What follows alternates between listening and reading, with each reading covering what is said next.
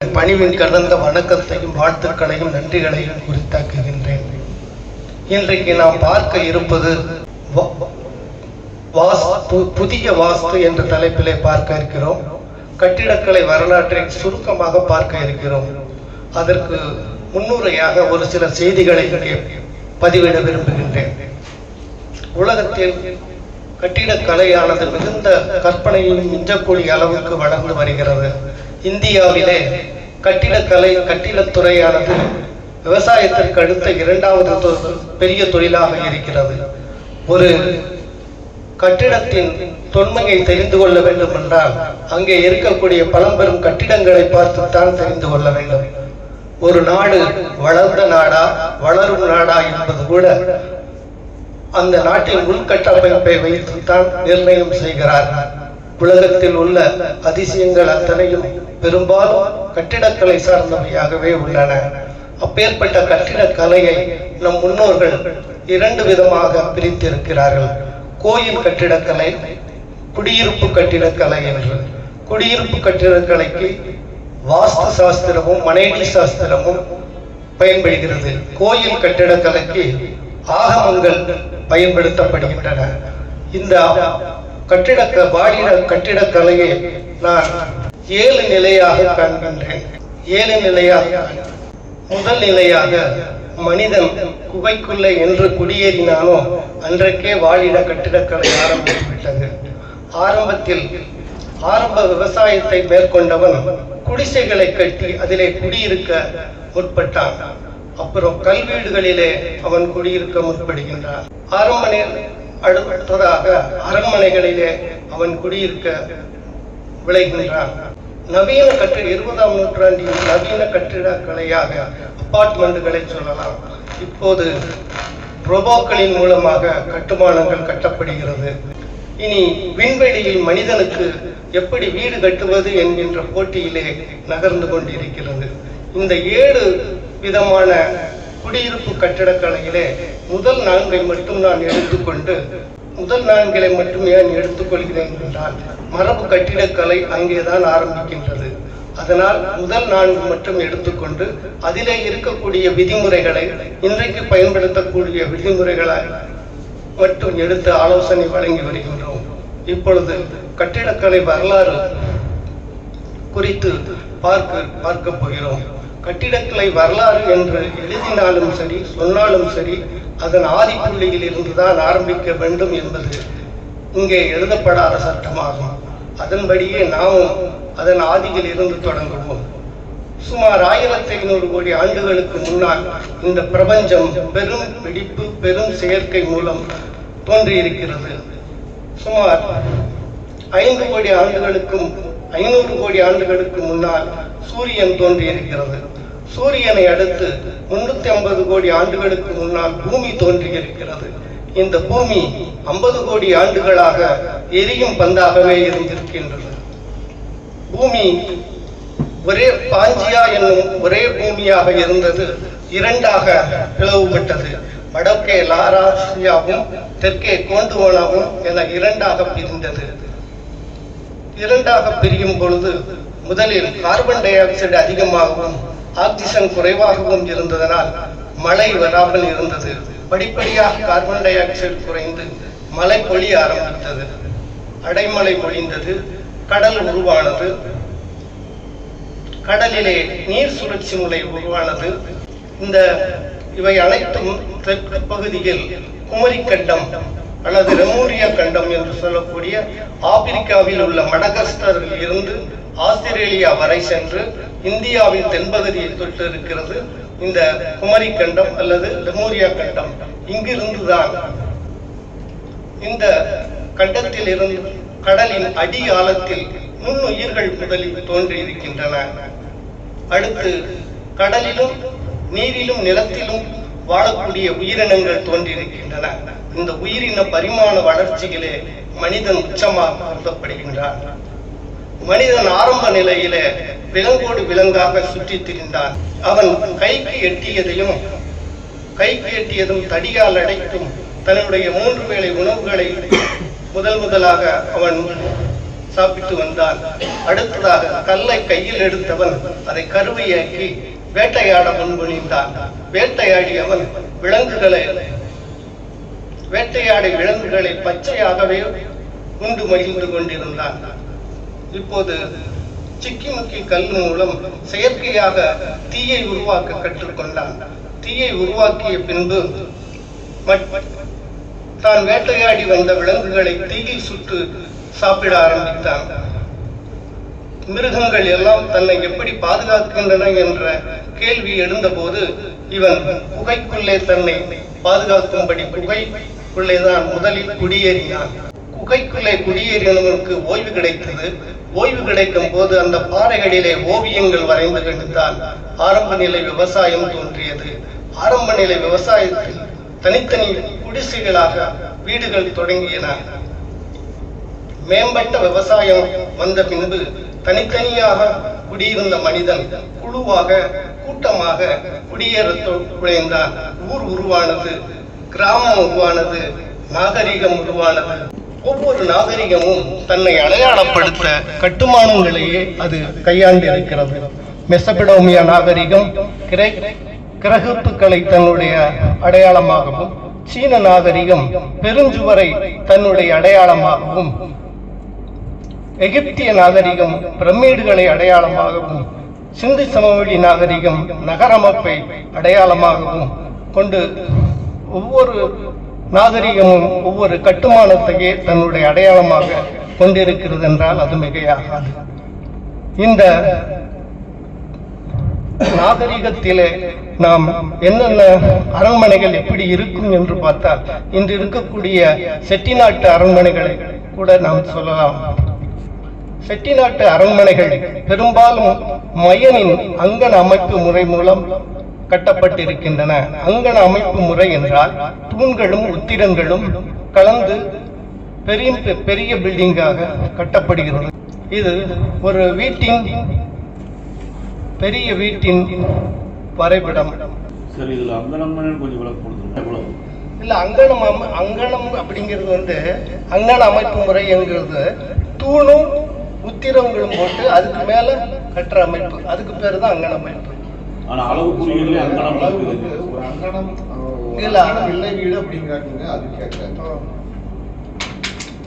இதுதான் அங்கன அமைப்பு முறைங்கிறது ஒரு டிசைன், அவ்வளவுதான். ஒரு பெரிய வீட்டின் அமைப்பு, உள்கட்டமைப்பு, முற்றம், சமையலறை முற்றம், முற்றத்தின் தோற்றம், கூரை வேய்ந்த அமைப்பு. தொட்டி கட்டிய வீடு எப்படித்தான் இருக்க வேண்டும்? மையப்பகுதியிலே தண்ணீர் நிறைந்திருக்கும். ஆகாயத்திலிருந்து வரக்கூடிய வெளிச்சமும் காற்றும் இந்த தண்ணீரிலே விழுந்து சுத்தியுள்ள நடைபாதையிலே திரிந்து ஒவ்வொரு ரூமுக்கும் அது சென்று கொண்டு அங்கு இருக்கக்கூடிய கிருமிகளை அழித்துவிட்டு நல்ல பாசிட்டிவ் எனர்ஜியை உருவாக்கும். இதுதான் அந்த செட்டிநாடு வீட்டின் கட்டடமாகும். பெரும்பாலும் அன்றைக்கு குடியிருப்பு கட்டிடம் என்றாலும் சரி, கோவில் கட்டடம் என்றாலும் சரி, மனிதனையே முன்மாதிரியாக வைத்து கட்டப்பட்டிருக்கிறது என்பதை விளக்குகிறது இந்த படம். எப்படி மனிதனை முன்மாதிரியாக வைத்து கட்டப்படுகிறது என்பதை விளக்குகின்ற படம். மனிதனே முன்மாதிரியாக இருக்கின்றான். அடி அளவுகளுக்கும் உயரத்துக்கும் மனிதனே மூலமாக இருக்கின்றான். ஆரம்பத்தில் அளவுகளுக்கு கூட மனிதனையே முன்மாதிரியாக எடுத்துக்கொண்டிருந்திருக்கிறார்கள். பெரும்பாலும் மரபு கட்டிடக்கலை என்பது 100% மனித சக்தியாலே பயன்படுத்தப்பட்டு கட்டப்பட்டு இருக்கிறது என்பதை இங்கே அறிகின்றது.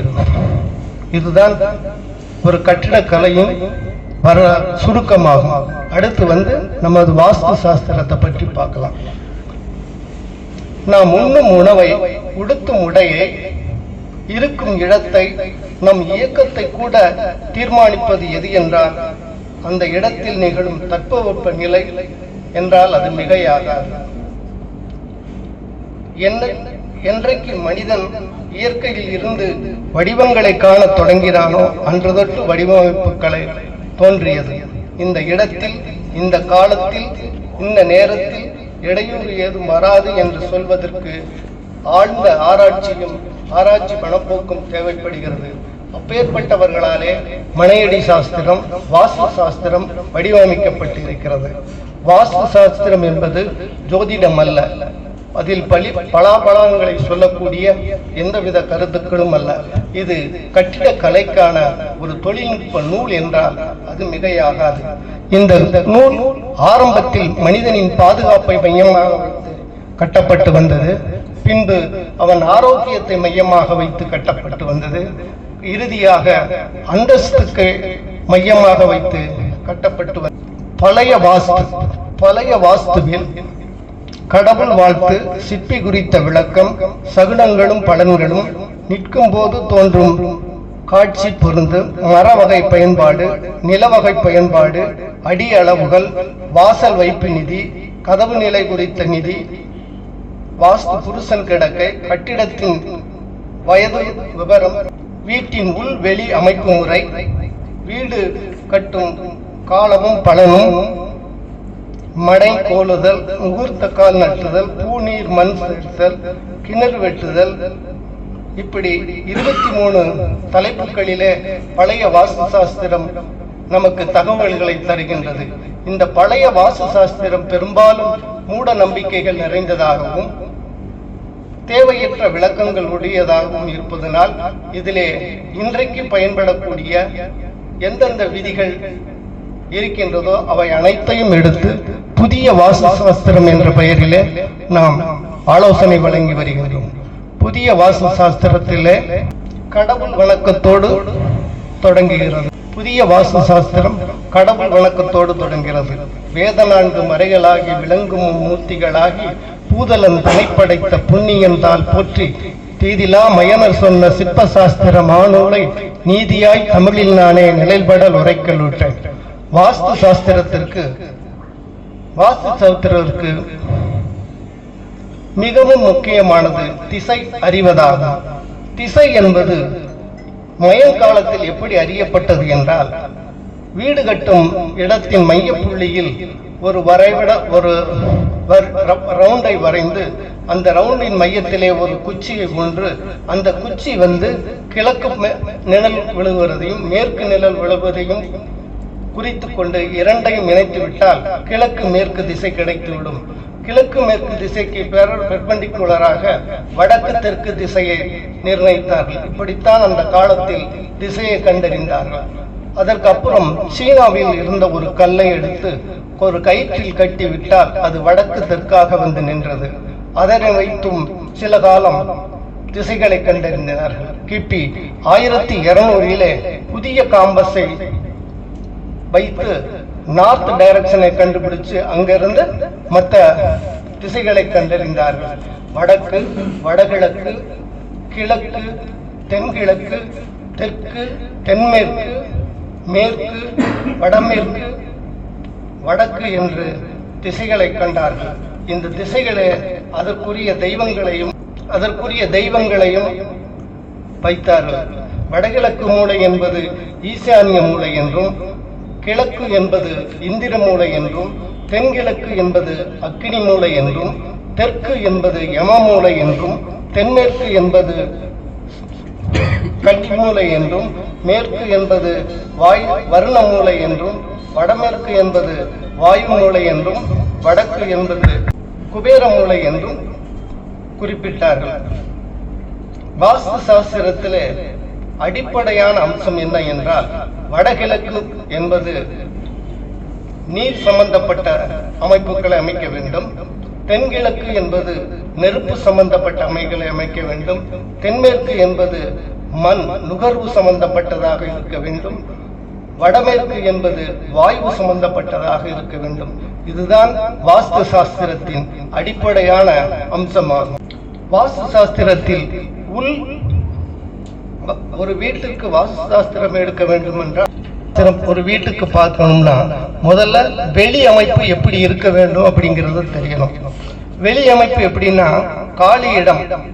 இதுல பாத்தீங்கன்னா தொட்டி அமைக்கக்கூடியது எப்படி, வெளியில இருக்கக்கூடிய செப்டிக் டேங்கு நார்த் வெஸ்ட்ல வரணும், போர்வெல் மற்றும் தண்ணீர் தொட்டி வந்து வடகிழக்குல வரணும், மேல்நிலை தொட்டி வந்து தென்மேற்குல வரணுங்கிறத விளக்கக்கூடிய. அந்த காலத்துல மாடுகள் ஆடுகள் வளர்த்ததுனால அவங்க வந்து வெளியில எப்படி வச்சிருப்பாங்க அப்படிங்கறத விளக்கக்கூடிய படம். இது வந்து உள் அமைப்பு, உள்ள வீட்டுக்கு உள்ள எப்படி இருக்கணும், எந்தெந்த இடத்துல எந்தெந்த அறைகள் அமைக்க வேண்டும் என்பதை சொல்லக்கூடியது இந்த படம்.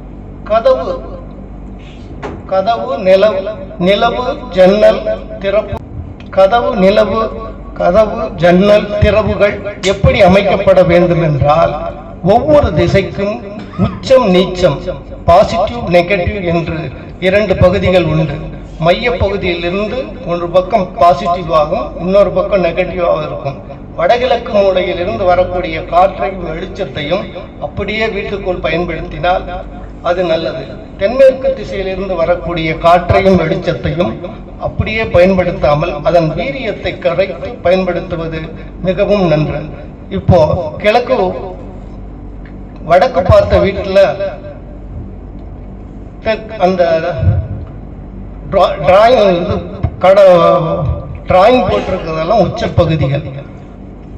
வடக்கு பார்த்தீங்கன்னா கிழக்கு பக்கம் உச்சதா இருக்கும், கிழக்கு பார்த்தீங்கன்னா வடக்கு பக்கம் உச்சமா இருக்கும், தெற்கு பார்த்தீங்கன்னா கிழக்கு பக்கம் உச்சமா இருக்கு, மேற்கு பார்த்தீங்கன்னா வடக்கு பக்கம் உச்சமா இருக்கு. இந்த உச்சஸ்தானங்களிலே தான் கதவுகள், கதவுகள், ஜன்னல், திறவுகள் அமைக்க. ஒரு வீட்டின் பிரம்மஸ்தானம் என்பது அந்த வீட்டினுடைய மையப்பகுதியை ஆதாரமாக கொண்டுள்ளது. இந்த மையப்பகுதியான பிரம்மஸ்தானத்திலே எந்த விதமான கட்டிடமும் வந்துவிடக் கூடாது என்பது மிக மிக முக்கியமாகும்.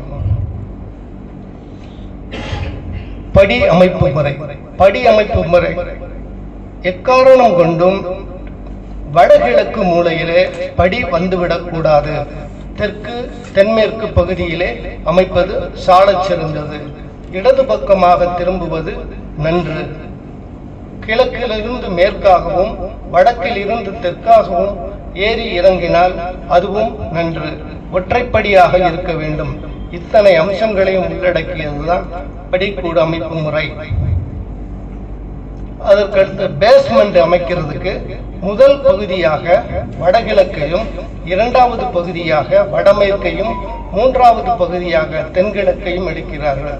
மெசலைன் ஃப்ளோர் இடையறை அமைப்பு என்பது அதற்கு அப்படி ஆப்போசிட்டா தென்மேற்கு வடமேற்கு தென்கிழக்கு என்று அமைக்கப்படுகிறது. ஒரு இடத்தை தேர்வு செய்யும் போது என்னென்ன பாயிண்ட் எல்லாம் கவனிக்க வேண்டும்னா, இடத்துடைய அமைப்பு வந்து 1:1 அல்லது 1:2 என்கின்ற ரேஷியோல இருக்கணும். இந்த 1:1ங்கிற ஸ்கொயர் வந்துதான் காந்த அடர்த்தி அதிகமாக இருக்கும். நம்மை சுற்றி இருக்கக்கூடிய காந்தமும் அந்த ஒரு அறைக்குள்ள இருக்கக்கூடிய காந்தமும் ஒத்து போனால்தான் நல்ல ஆரோக்கியமும் சிந்தனையும் வரும். அது 1:2 மேல போச்சுன்னா அது அந்த சைட் வந்து வீணான சைட்டாக தான் கருதப்படுகிறது. இடத்தேர்வு செய்யும் பொழுது பிரச்சனைக்குரிய இடம், கோயிலுக்குரிய இடம், இந்த மாதிரி இடத்துக்காரர் ரொம்ப சங்கடத்தில் இருக்கக்கூடிய இடம், இந்த மாதிரி இடங்களை எல்லாம் தவிர்ப்பது நல்லது. இரு பெரிய வீடுக்கும் மனைக்கு முன் ஒரு சிறிய இடம் வாங்குவதும் தவிர்க்கப்பட வேண்டிய ஒன்றாகும். அதே மாதிரி கிழக்கு கம்மியான அளவும் வடக்கு தெற்கு நீளமாகவும் இருக்கக்கூடிய வீடு வெப்பத்தால் தாக்குவது கம்மியாக கருதப்படுகிறது. ஒரு இடத்தை தேர்வு செய்துவிட்டால் அந்த இடத்தை எப்படி நாம் சரி செய்ய வேண்டும் என்கின்ற படம். தென்மேற்கு மூலை என்பது 90 டிகிரிக்கு இருக்கணும். அதே மாதிரி ஸ்லோப் வந்து தென்மேற்கில் இருந்து வடகிழக்கு மூலை நோக்கி போகும்படி அதை சீர்படுத்த வேண்டும். சீர்படுத்திய அந்த இடத்துல நாம கட்டக்கூடிய கட்டிடத்தை நிர்மாணிக்க வேண்டும். சதுரித்தல் என்பார்கள், நாம் மார்க்கிங் என்போம். அதாவது கிழக்கு பக்கம் அதிக இடமும் மேற்கு பக்கம் குறைவாக இடமும் தெற்கு பக்கம் குறைந்த இடமும் வடக்கு பக்கம் அதிக இடமும் இருக்கின்ற மாதிரி நாம பிளானை மார்க்கிங் பண்ணணும். இந்த மார்க்கிங் பண்ண பிளான்ல பூஜை பண்ணணும். பூஜை பண்றக்கூடிய பொருட்கள், பூஜை எந்த இடத்துல எப்படி பண்ணணும் அப்படின்னா, அதாவது வடகிழக்கு மூலையில அந்த டயக்ரானல கட் பண்ணாத அளவுக்கு பாலக்கால் குச்சிய ஊனி அந்த இடத்துல வாஸ்து பூஜை, பூமி பூஜை போடணும்.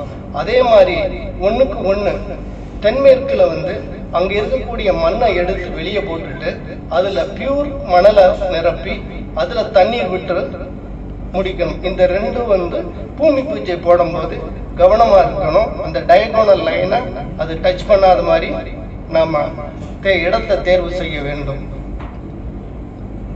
கட்டுமான பணி நடக்கும் போது என்னென்ன செய்யலாம் அப்படின்னா, கட்டுமானம் பொருட்களை நீங்க வைக்கும் பொழுது தெற்கும் மேற்கும் பொருட்களை ஸ்டாக் பண்ணலாம். அதே மாதிரி எளிமையான வேலைகளை வடகிழக்கு மூலையில் இருந்து தென்மேற்கு மூலை வரை கொண்டு வரலாம். அப்புறம் கடினமான வேலைகளை தென்மேற்கு மூலையில் இருந்து வடகிழக்கு மூலை வரை போகலாம். ஒரு கட்டிடத்தின் உயரம் என்பது வடமேற்கு அதிகமாகவும் தென்கிழக்கு குறைவாகவும் இருக்க வேண்டும். கட்டுமானம் கட்டப்படும் பொழுது இந்த விஷயங்களில் மிக கவனமாக இருக்கும். ஒவ்வொரு வீட்டின் ஒரு பெட்ரூம் எப்படி அமைக்கப்பட வேண்டும் என்பதற்கு மாதிரியாக இதை ஒரு சமையலறை எப்படி இருக்க வேண்டும் என்பதற்கு சாட்சி.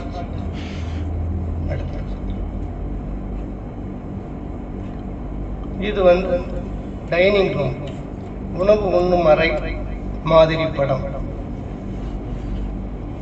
இது இது டாய்லெட். இந்த டாய்லெட்ல நம்ம பார்க்க வேண்டிய முக்கியமானது என்னன்னா, WC சவுத் நார்த் திசை நோக்கி தான் இருக்கணும். இதனுடைய ஸ்லோப் வடமேற்குல இருந்து வடகிழக்கு வரைக்கும் வரணும். அந்த பாயிண்ட் 3 பாயிண்ட் மட்டும்தான் டாய்லெட் அமைக்கும் போது பார்க்கணும். பெரும்பாலும் டாய்லெட்டை நார்த் வெஸ்ட்ல தான் அமைக்கக்கூடிய வகையிலே வரும். இது ஒரு வீட்டின் வரைபடம், கிழக்கு பார்த்த வீட்டின் வரைபடம். இது மேற்கு பார்த்த வீட்டின் வரைபடம். மொத்தத்துல பாத்தீங்கன்னா நாம தெரிஞ்சுக்கிட வேண்டியது என்னன்னா, காலி இடம் எப்படி விடணும்னு தெரிஞ்சுக்கணும். எப்படின்னா, தெற்கை காட்டிலும் வடக்கு காலியிடம் அதிகமாக இருக்க வேண்டும். மேற்கை விட கிழக்கு காலியிடம் அதிகமாக இருக்க வேண்டும். தென்மேற்கு மூலையில் இருந்து சாய்வு வடகிழக்கு மூலைக்கு செல்வது போல் அமைக்கப்பட வேண்டும். தென்மேற்கு மூலையில் 90 டிகிரி இருக்க வேண்டும். அது காலியிடமாக என்றாலும் சரி, வீடாக இருந்தாலும் சரி. காம்பவுண்டின் உயரம் வடகிழக்கு பகுதியில் இருந்து தென்மேற்கு பகுதி வரை போக வேண்டும். காம்பவுண்டின் சுவர் கேட்டு உச்சஸ்தானத்திலே இருக்க வேண்டும். வீட்டுக்கு கூரை அல்லது தளம் சாய்வு எப்போதும் வடகிழக்கு பகுதியை நோக்கி செல்ல வேண்டும். வடகிழக்கு மூலையிலே போர்வெல், குடிநீர் தொட்டி இருக்க வேண்டும்.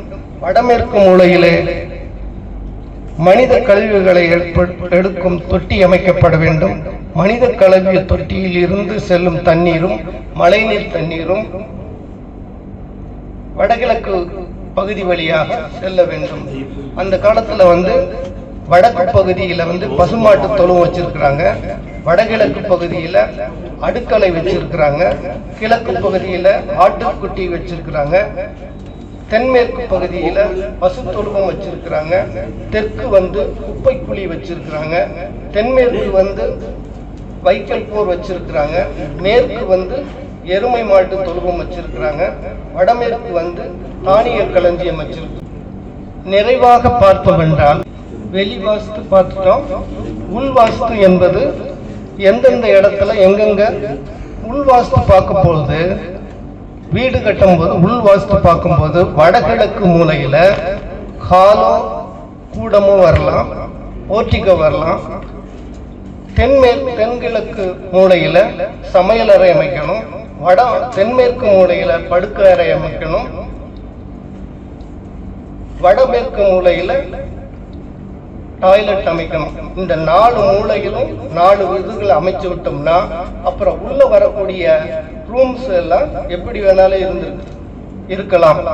4 பஞ்சபூதங்களை கரெக்ட் பண்ணிட்டோம்னாலே 90 டிகிரி நம்ம வாஸ்து சாஸ்திரம் கூடி வரும் என்பது வாஸ்து சாஸ்திரம் பெரும்பாலும் சரியாகிவிடும். நாம் இருக்கும் இடம் பெருமளவு நல்ல சக்தி வெளிப்படும் விதமாக அமைக்கப்பட வேண்டும் என்பது எந்தவித சந்தேகத்துக்கும் கிடையாது என்பதனால் புதிய கோணத்தில் வாஸ்துவை ஆராய்ந்து ஒரு முறைக்கு 2 முறை ஆராய்ந்து எவை என 2 சாத்தியங்கள் இன்றைக்கு சாத்தியமாகுமோ அதை வைத்து ஆலோசனை கூறுகிறோம்.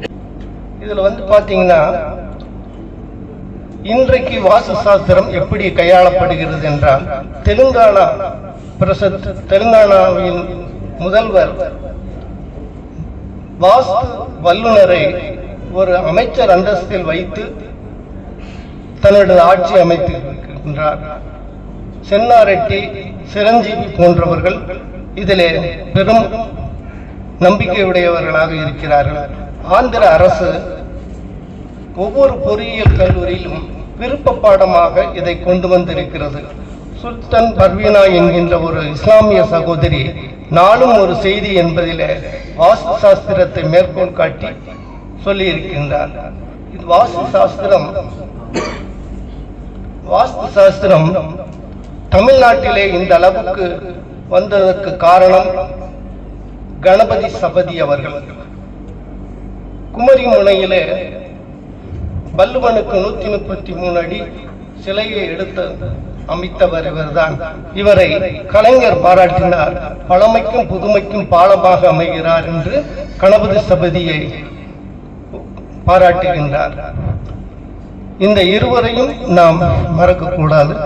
மொத்தத்திலே வாஸ்து சாஸ்திரம் ஒரு கட்டிட கலைக்கான தொழில்நுட்ப நூல் என்பதிலே எந்தவித சந்தேகமும் இல்லை. ஏனென்றால் இந்த 300 ஆண்டுகளாக கிபி 1700 தான் முதல் பொறியியல் கல்லூரி தோன்றி பொறியாளர்கள் வெளிவந்திருக்கிறார்கள். அதற்கு முன்னர் 5000 வருடங்களாக கட்டப்பட்ட கட்டடங்கள் எல்லாம் யாரால் கட்டப்பட்டன, எதன் மூலமாக கட்டப்பட்டது என்றால் வாஸ்து சாஸ்திரம் மூலியமாக வானியல் அறிஞர்களான மயன் விஸ்வகர்மா போன்றவர்களால் கட்டப்பட்டு வந்தது. கடந்த 300 ஆண்டுகளாக பொறியியல் கல்லூரியில் இருந்து படித்து வருகிறவர்கள் மேலாட்டு மக்களின் பேராசிரியர்கள் எழுதப்பட்ட நூலை கற்று வருவதனால் அவர்களுக்கு மரபு கட்டுமானத்தை பற்றி தெரிந்திருக்க வாய்ப்பில்லை. நாம் தான் நம்முடைய மரபு கட்டிட கலையை அவர்களுக்கு தெரிவிக்க வேண்டிய கடமைப்பட்டிருக்கின்றோம். ஏன் பொறியாளனுக்கு இது இன்றைக்கு தேவை என்றால் அவர் துறை சார்ந்த புத்தகம் என்பதால் மட்டுமல்ல, இன்றைக்கு அடிப்படை வாஸ்து தெரிந்தவர்களுக்குத்தான் வேலையை கொடுக்கின்றவர்கள் எதிர்பார்க்கிறார்கள் என்பதால் இதுவரை உங்களோடு அடிப்படை வாஸ்து சாஸ்திரத்திலையும் கட்டிடக்கலை குறித்தும் சில பதிவுகளை செய்தமைக்கு நன்றி, வணக்கம்.